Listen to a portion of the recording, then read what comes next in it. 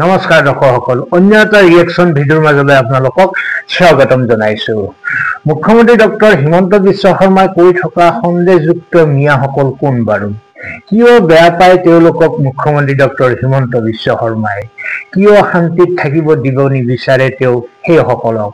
মই ভাবোঁ এই ভিডিঅ'টো চোৱাৰ পিছত আপোনালোকে এইবোৰ প্ৰশ্নৰ সকলো উত্তৰ পাই যাব।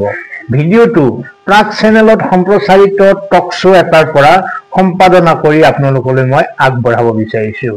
প্ৰথমে চাই লওঁ আহক, তাৰপিছত আৰু কিছু কথা পাতিম। আপোনালোকেও নিজৰ নিজৰ অভিমত ব্যক্ত কৰিব পাৰিব কমেণ্ট বক্সত। সত্তাতে আপোনাক ভোট নিদিয়ে তাৰমানে আপুনি যে সত্তা বুলি কৈছে নাই, সেই সত্তাটোৱে অসমীয়া সত্তাৰ বিৰোধ কৰে। কেনেকৈ অসমীয়া সত্তাৰ বিৰোধ কৰে? মই আপোনাক সৰু উদাহৰণ এটা দি দিওঁ। উদাহৰণ দি কথা পাতিলে আমাৰ ভাল লাগে, মানে মানুহৰ কনভিন্স হয় তেতিয়া। এই আমাক অসম আক্ৰমণ কৰিছিলে 1662 চনত মিৰ্জুল মোলাই। 63 চনত মিৰ্জুল মোলা মৰিছিল। মিৰ্জুল মোলাৰ কবৰ আছে মানকাছাৰত, হাতচিঙিমাৰী বুলি জেগাটোত, মেঘালয় ছাইডত। সেই মিৰ্জুল মোলাৰ কবৰত যদি আপুনি যায়, যদি প্ৰাঞ্জল ফুকন আপুনি অসমীয়া হয় নহয়, আপোনাৰ যদি চকু পানী সন্দেহ আছে নেকি অসমীয়া নহয় বুলি? নাই, মই কৈছো যদি সন্দেহ আছে নেকি? নাই, যদি আপুনি অসমীয়া হয়, মিৰ্জুল মোলাৰ কবৰৰ ওচৰত থিয় হোৱাৰ পিছত আপুনি হুক হুকাই কান্দি দিব লাগিব। অসমত বসবাস কৰা মানুহ আজিৰ তাৰিখত মিৰ্জুল মোলাৰ কবৰত নামাজ পঢ়িবলৈ যায়, জিয়াৰত কৰিবলৈ যায়, দোৱা কৰিবলৈ যায়। কি কাৰণত যায়?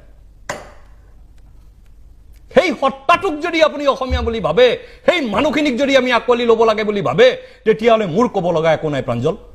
যি মিৰ্জুল মোলাই আমাৰ গড়গাঁও জ্বলাই দিছিলে, আপুনি কথাটো শুনি আপোনাৰ গা শিয়ৰি উঠিছে নে নাই? মিৰ্জুল মোলাৰ কবৰত অসমীয়া বুলি অসমীয়া গামোচা পিন্ধি মিয়া যায়, তেওঁলোকে জিয়াৰত কৰে, তাত নামাজ পঢ়ে, বাছত উঠি গোৱালপাৰাৰ পৰা যায়, বৰপেটাৰ পৰা যায়, নগাঁৱৰ পৰা যায়, বাছে বাছে প্ৰত্যেক শুকুৰবাৰে আপুনি আপোনাৰ কেমেৰামেনক কালি শুকুৰবাৰ পঠক তালে। ৭৫জনীয়া এটা কমিটি আছে সেই কবৰখন চলাবৰ কাৰণে। সেই ৭৫জনীয়া কমিটিত ৫জন মেঘালয়ৰ মানুহ আছে, ৭০জন হাতশিঙিমাৰীৰ মানুহ আছে। তেওঁলোকে কিন্তু অসম আন্দোলন কৰে মাজে মাজে, আমি অসমীয়া বুলি গামোচা পিন্ধি যায়। আমাৰ অসমীয়া গামোচাখন আমাৰ সেই তাত অপমানিত হৈছে নে নাই মোক কওক। যি মিৰ্জুল মোলাই আমাৰ গড়গাঁও জ্বলাইছিলে, গড়গাঁও ৰাজকেৰেং জ্বলাইছিলে, সেই মিৰ্জুল মোলাৰ কবৰত গামোচা পিন্ধি যোৱাবিলাকে অসমীয়া সত্তাক অৱমাননা কৰিছে নে নাই? আমি সেই সত্তাৰ বিৰোধী। যিসকলে আমাক সেই আগ্ৰাসন কৰিছে, এইটো এটা সাংস্কৃতিক আগ্ৰাসন হয়। 1600 চনৰ পৰা 2025 চনলৈকে সেই কবৰটো তাত কিয় আছে? আৰু মুকুল চাংমাৰ কংগ্ৰেছ চৰকাৰে মেঘালয়ৰ সেইটো এটা টুৰিষ্ট ডেষ্টিনেশ্যন বুলি ঘোষণা কৰি দিলে। আমাৰ চৰকাৰে মেঘালয় চৰকাৰলৈ চিঠি লিখিব এতিয়া, সেইটো টুৰিষ্ট ডেষ্টিনেশ্যনৰ পৰা তাৰ নামটো আঁতৰাব লাগে। আঁতৰাব লাগে নে নাই আপুনি কওক? আৰু বনদ্বীপে কওক, বনদ্বীপ এজন অসমীয়া ল'ৰা হিচাপে সেইটো সমৰ্থন কৰিব নেকি? কিন্তু আপুনি শুনি আচৰিত হ'ব, মানকাছাৰৰ কংগ্ৰেছ বিধায়কে আজিৰ পৰা 20 বছৰ আগতে মেঘালয়ত থকা, অসমৰ ভৌগোলিক সীমাৰ বাহিৰত থকা সেই মাজাৰলৈ যাবলৈ, তেওঁলোকে মাজাৰ বুলি কয়, এইটো আচলতে এটা কবৰ, তালৈ যাবলৈ চিৰি বনাই দিয়াৰ খৰচ কৰিছিলে। সেইটো অসমীয়া সত্তাৰ ওপৰত আক্ৰমণ হয় নে নহয় মোক কওক সেই প্ৰশ্নটো। যদি সেইটো আক্ৰমণ হয়, তেতিয়াহ'লে সেই 22টা সমষ্টিত আমি অসমীয়া মানুহ নাই। সেইটো মোৰ কথা নহয়, পবিত্ৰ মাৰ্গাৰিটাৰ কথা নহয়, সদৌ অসম ছাত্ৰ সন্থাৰ ঘোষণা, সেইটো অসমৰ জাতীয় সংগঠন। সদৌ অসম ছাত্ৰ সন্থাৰ উপদেষ্টাই বাৰে বাৰে কৈ থাকে, অসমৰ 13খন জিলাৰ 22টা সমষ্টিত অসমীয়া মানুহে সামাজিক আৰু ৰাজনৈতিক প্ৰভুত্ব হেৰুৱাইছে। আপুনি বিলাচী পাৰাত থিয় হ'লে সেই কথাটো গম পায়, আপুনি বকুত থিয় হ'লে সেই কথাটো গম পায়, আপুনি চমৰীয়া সত্ৰত থিয় হ'লে সেই কথাটো গম পায়। যদি সেইটো আপুনি অনুভৱ কৰা নাই প্ৰাঞ্জল, তেতিয়াহ'লে আমি লাচিতৰ অসমীয়া বুলি কোৱাৰ অধিকাৰ হেৰুৱাই পেলাইছো। স্পষ্ট কথা। যি গড়গাঁও জ্বলোৱা মানুহজন আমাৰ আহোম সাম্ৰাজ্যৰ এটা মানে গৰিমাৰ আধিপত্যৰ এটা প্ৰতীক গড়গাঁও, সেই গড়গাঁও জ্বলাই দিয়া মানুহজনৰ কবৰত যিসকল লোক যায়, তেওঁলোকে যদি অসমীয়া বুলি কয় আৰু সিহঁতক কোনোবাই ৰিকগনাইজ কৰে সিহঁত অসমীয়া হয় বুলি, তেতিয়াহ'লে তাতকৈ লজ্জাজনক কথা আমাৰ ইতিহাসৰ কাৰণে আৰু আজিৰ সময়ৰ কাৰণে কি হ'ব পাৰে আপুনি মোক কৈ দিয়ক। সেই হত্যাটোৰ বিৰুদ্ধে আমি কাম কৰি আছো। ডক্টৰ হিমন্ত বিশ্ব শৰ্মাৰ নেতৃত্বত ভাৰতীয় জনতা পাৰ্টিৰ 65 লাখ কাৰ্যকৰ্তা সেই হত্যাৰ বিৰুদ্ধে যুঁজিবলৈ আমি সাজু হৈছো। সেই হত্যাটোৰ বিৰুদ্ধে আজি যুঁজ কৰিম। পবিত্ৰ মাৰ্গাৰিটাই সেই কথাটো কৈছে, সেই 22টা সমষ্টিত সেই হত্যাক সমৰ্থন কৰা ভোটাৰ আছে। সেই ভোট আমাক নালাগে, সিহঁতে আমাক ভোট নিদিয়ে। জানে সিহঁতে, ইহঁত সেই মানে গড়গাঁৱত থকা সেই সৈন্যবাহিনী হয়, সেই আহোম সেনাৰ বংশধৰ হয় ইহঁত, সেইকাৰণে আমি ইহঁতক ভোট নিদিওঁ বুলি সিহঁতে আমাক ভোট নিদিয়ে। নালাগে সিহঁতৰ ভোট আমাক, সেই হত্যাৰ ভোট আমাক নালাগে। আমি কোনো ব্যক্তিৰ বিৰুদ্ধে নহয়, স্পষ্ট কথা আমাৰ। দৰ্শকসকল, বক্তাজন হৈছে বিজেপি দলৰ জ্যেষ্ঠ মুখপাত্ৰ ৰঞ্জিত কুমাৰ শৰ্মা। দল যিয়েই নহওক, কি কৈছে সেয়াহে আমাৰ বিচাৰ্য বিষয়। যি নহওক, তেওঁৰ কথাখিনি শুনাৰ পিছত এজন অসমীয়া হিচাপে আপোনাৰ কি অনুভৱ হৈছে সেয়া নিশ্চয় কমেণ্ট বক্সত লিখিব। এতিয়া নিশ্চয় ভালকৈয়ে বুজিলে মুখ্যমন্ত্ৰীয়ে কোনবোৰ মানুহক সন্দেহযুক্ত আখ্যা দিয়ে, কোনবোৰ মানুহৰ ভোট নালাগে বুলি কয়।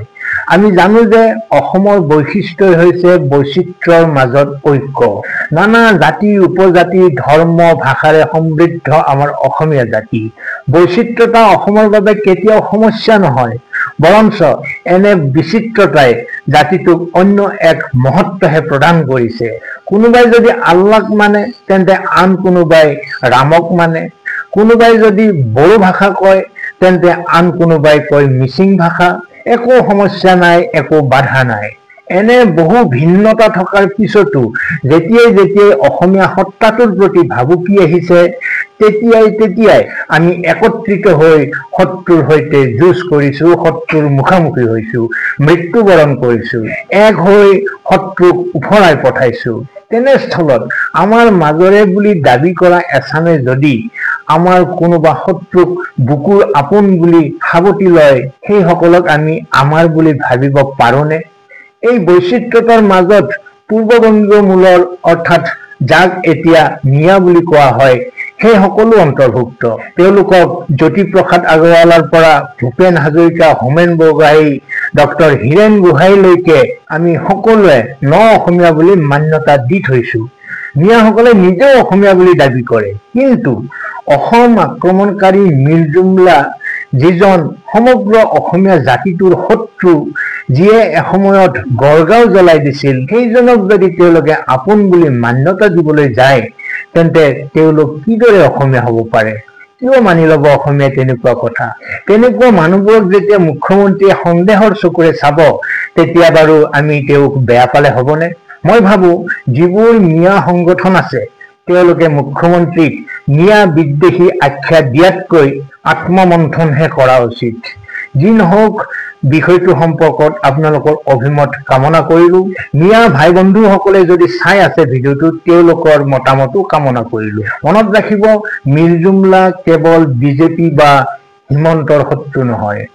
অসমৰ বৰঘৰত জুই দিয়া মিৰ জুমলা প্ৰতিজন অসমীয়াৰে শত্ৰু।